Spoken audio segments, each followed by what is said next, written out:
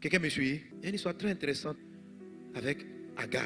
Genèse chapitre 16, verset 1. Il est dit, lorsque l'ange de l'Éternel la trouva, lisons ensemble, frère, près d'une source d'eau. On est tous dans la source d'eau. Amen. Dans le désert, près de la source qui est sur le chemin de Chour. Il dit, lisons, Agar, servante de Saraï, d'où viens-tu et où vas-tu? Elle répondit, je fuis loin de Saraï, ma maîtresse. Verset 9. L'ange de l'Éternel lui dit, retourne vers ta maîtresse et humilie-toi sous sa main. Verset 10. L'ange de l'Éternel lui dit, je multiplierai ta postérité et elle sera si nombreuse qu'on ne pourra la compter. L'ange de l'Éternel lui dit, voici tu es enceinte, tu enfanteras un fils à qui tu donneras le nom d'Ismaël, car l'Éternel t'a entendu dans ton affliction. Amen. Je veux dire à quelqu'un que Dieu t'a entendu dans ton affliction. Alors Agar, c'est la femme servante de Sarah, la femme d'Abraham, qui a été donnée à Abraham par Sarah elle-même, parce que Sarah n'arrivait pas à enfanter. Elle a suivi une vieille coutume de leur région qui n'est pas appréciée par Dieu, je dois le dire, amen, ce n'est pas la volonté de Dieu, mais c'était une coutume dans leur région, c'est que si ton mari a un enfant avec ta servante, l'enfant t'appartient, tu deviens la mère de cet enfant. Donc Sarah a dit à Agar, sa servante la plus fidèle sûrement, va vers mon mari. Son mari est allé vers elle, elle a eu un enfant. Mais lorsque Agar est tombée enceinte, elle a commencé à se jouer les coépouses. Elle a commencé à faire des petits palabres. Donc Sarah s'est fâchée et puis ils se sont disputés et Agar a fui. Agar est partie par 2 fois. Agar a quitté 2 fois Abraham. La première fois, l'ange va lui dire de repartir. La deuxième fois, elle va partir. Donc le but de Dieu, parce que c'est Dieu même qui va dire à Abraham que Ismaël ne va pas évoluer à côté de ton fils Isaac, mais je vais le rendre prospère à cause de toi. Donc Agar transportait une grande destinée. Elle était appelée à partir pour aller vers son territoire de faveur à elle. Et la première fois, après s'être disputée avec sa patronne, lorsqu'elle part, elle se trouve dans le désert, elle est paniquée, elle est perdue, et puis elle pleure, un ange lui apparaît. Et l'ange lui dit, quand il arrive vers elle, pendant que la dame est en train de souffrir, il lui pose une question, d'où viens-tu et où vas-tu? Amen. Agar, d'où viens-tu? Regarde ton voisin, dis voisin, d'où viens-tu? Et où vas-tu?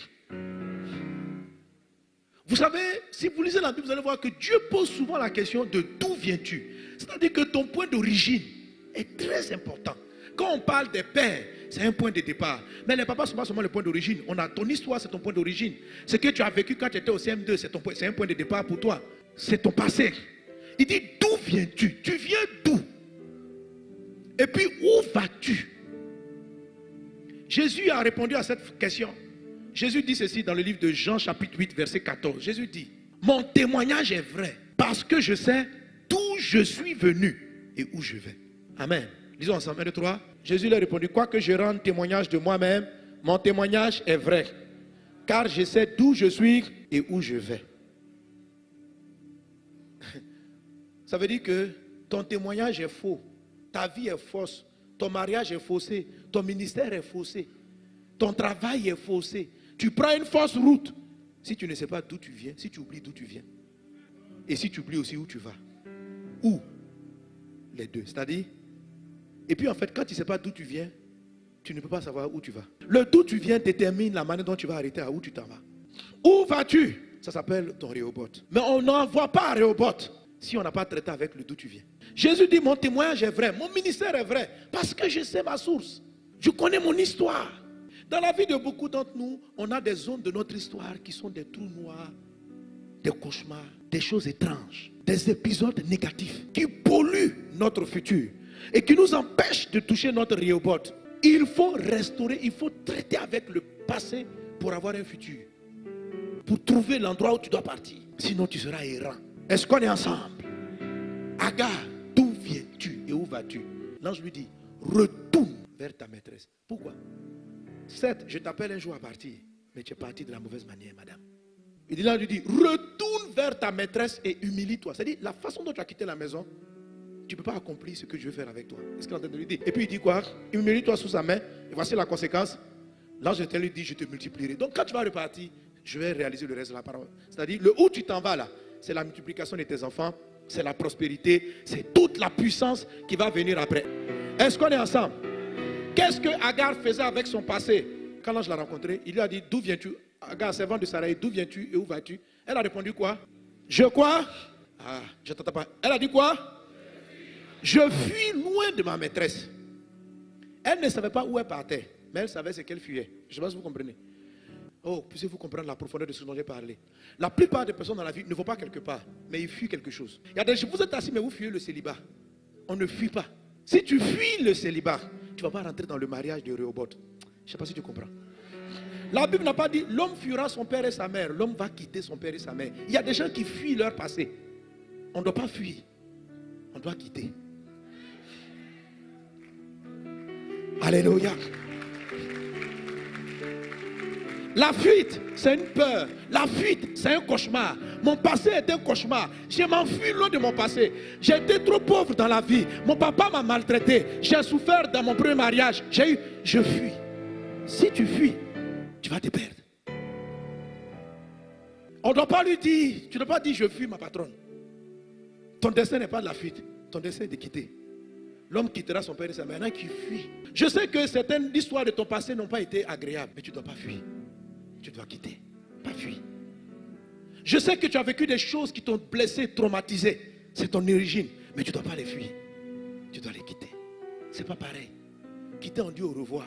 Quitter, on a une manière de parler. Quitter, c'est un point. Mais la fuite, en fait, on s'échappe. Quand on s'enfuit, on peut aller. On ne regarde pas où on s'en va. Hein. Si on dit tout de suite, il y a une bombe ici. Est-ce que tu t'en vas quelque part? On dit une bombe. Chacun prend la porte. La fuite a pour propre de te désorienter.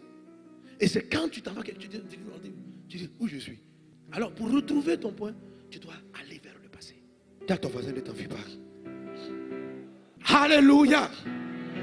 Amen, amen, amen. Amen. Gloire à Jésus. Alors Dieu va lui dire d'aller vers la maîtresse. Et là c'est tout le principe dont on a parlé. C'est-à-dire honore ton père et ta mère. Ton origine, il faut les honorer, il faut les respecter. Bénis Dieu pour leur vie. Même si ton papa était bizarre, honore ton père et ta mère. Ça, je l'enseigne dans l'ouvrage. Lisez-le, appliquez-le. J'ai donné toutes les clés. Comment on honore un papa.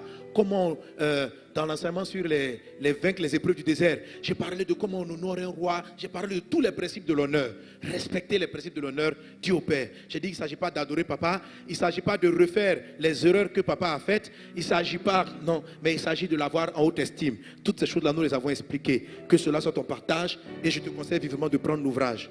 Vous avez été édifié par cet enseignement et vous voulez en écouter d'autres du pasteur Mohamed Sanogo? Abonnez-vous à ses pages Facebook, YouTube, Twitter et Instagram.